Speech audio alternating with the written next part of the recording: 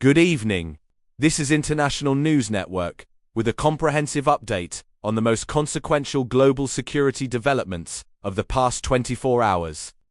We begin in Eastern Europe, where the war in Ukraine continues to shape strategy, alliance policy, and industrial planning across the continent. Military officials describe the situation as intense, but largely positional.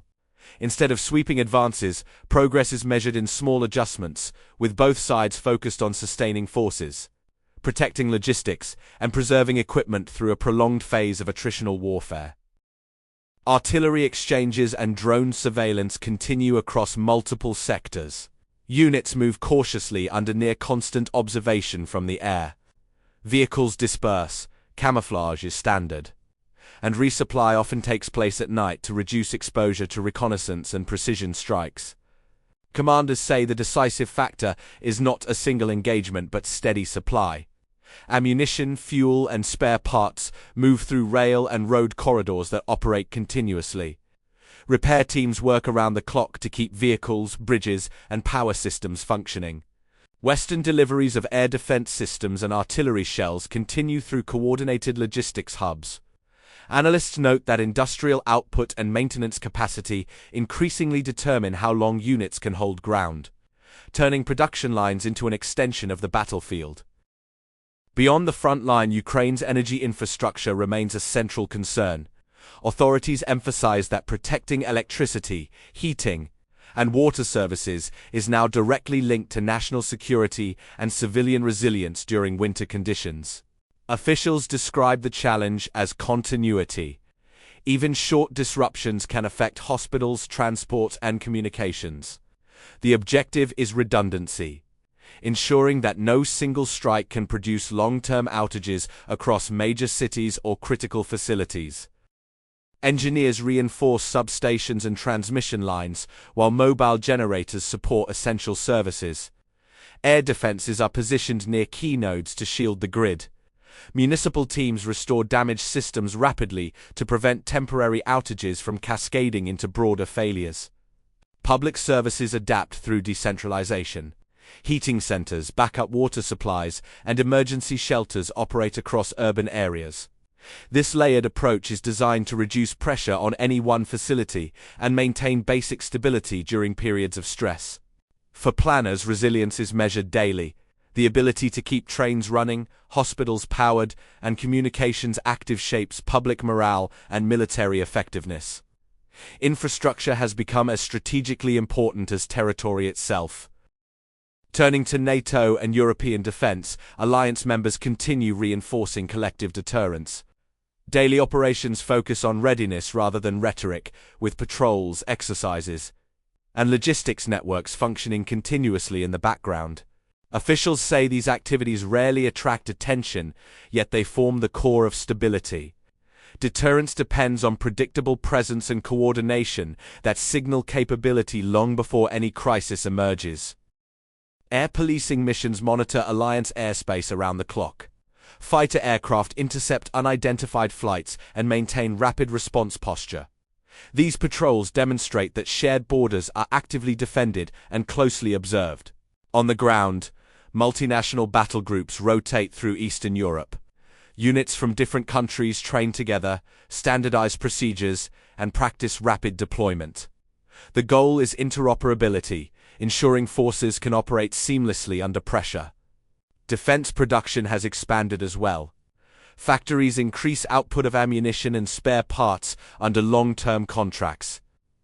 Officials stress that sustained manufacturing, not short surges, supports credibility and long-term readiness across the alliance. Strategists describe this moment as a return to industrial security. Logistics, transport corridors, and stockpiles are once again central considerations. The ability to replenish equipment quickly is viewed as essential to maintaining deterrence. Continuity over years rather than weeks is the new benchmark.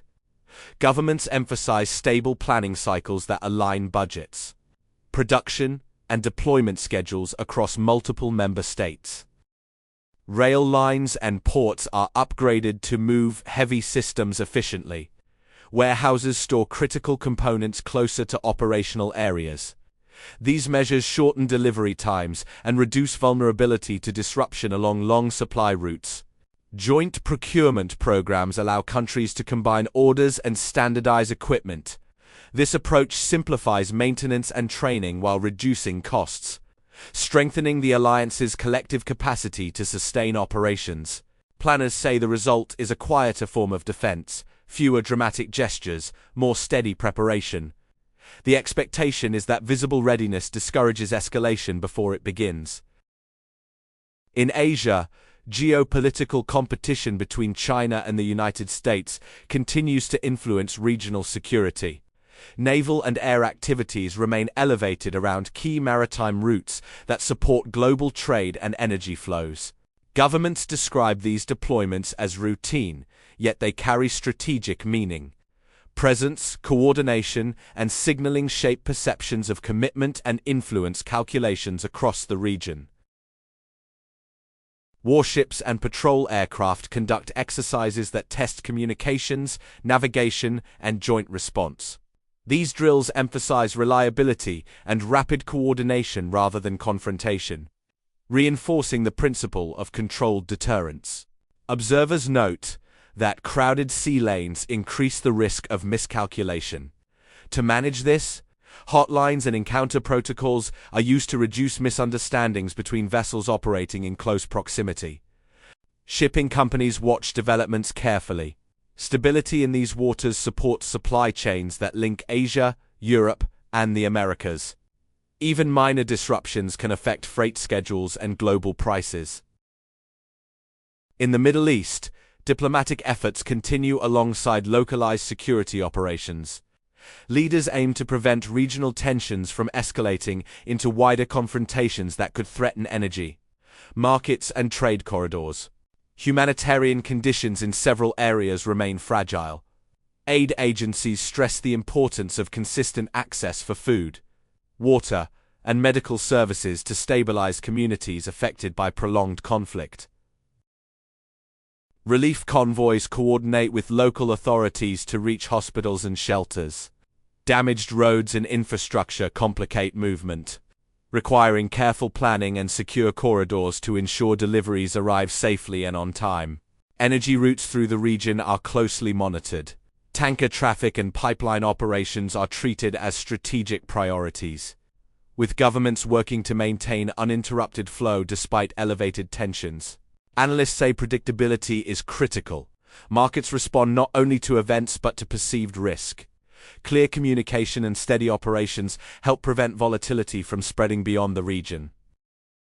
Attention is also turning to global system risks. Modern economies depend on tightly connected networks, from ports and data centers to satellites and power grids. A disruption in one area can quickly affect many others. Governments increasingly plan for resilience rather than efficiency alone, building redundancy and alternative routes to reduce the impact of unexpected shocks.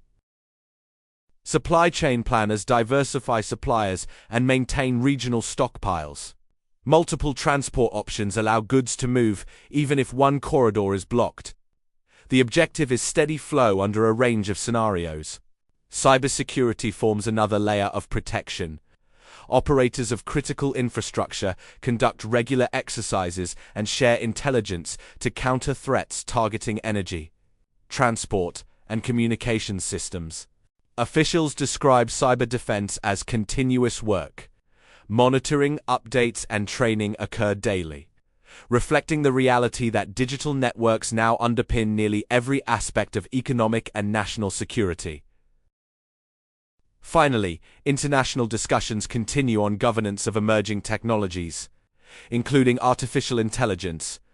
Policymakers aim to establish safeguards that support innovation while reducing misuse and systemic risk.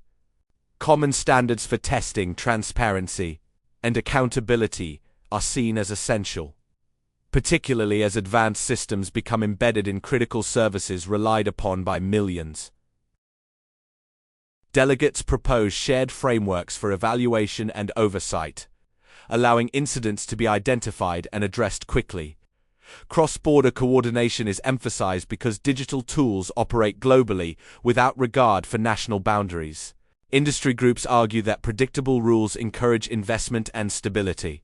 Governments respond that trust and safety are prerequisites for broad adoption of any technology with significant societal impact. The broader aim is balance. By managing risks early, leaders hope to prevent future crises and ensure that technological progress strengthens, rather than undermines, security and resilience. Across all these regions and issues, a common theme emerges. Stability depends less on dramatic events and more on the steady functioning of systems that operate quietly each day. From patrol flights to factory output and humanitarian deliveries, continuity is what sustains societies during periods of uncertainty. Preparation and cooperation often matter more than headlines. Much of this work remains out of view, yet it shapes outcomes decisively. Logistics, coordination, and disciplined planning reduce risk long before emergencies arise, reinforcing confidence among governments, markets, and communities. Analysts say resilience is cumulative. Small, consistent efforts build strength over time, creating buffers that absorb shocks and allow institutions to adapt when conditions change. For decision-makers and citizens alike, understanding these systems offers context beyond daily events. The goal is not only to respond to crises, but to limit their likelihood and impact through sustained, methodical action. We will continue monitoring developments across conflict zones, alliance structures, and critical infrastructure worldwide, providing verified information and clear context as events unfold. Those are the latest global developments. This has been International News Network. Thank you for joining us, and we will return with further updates in our next broadcast.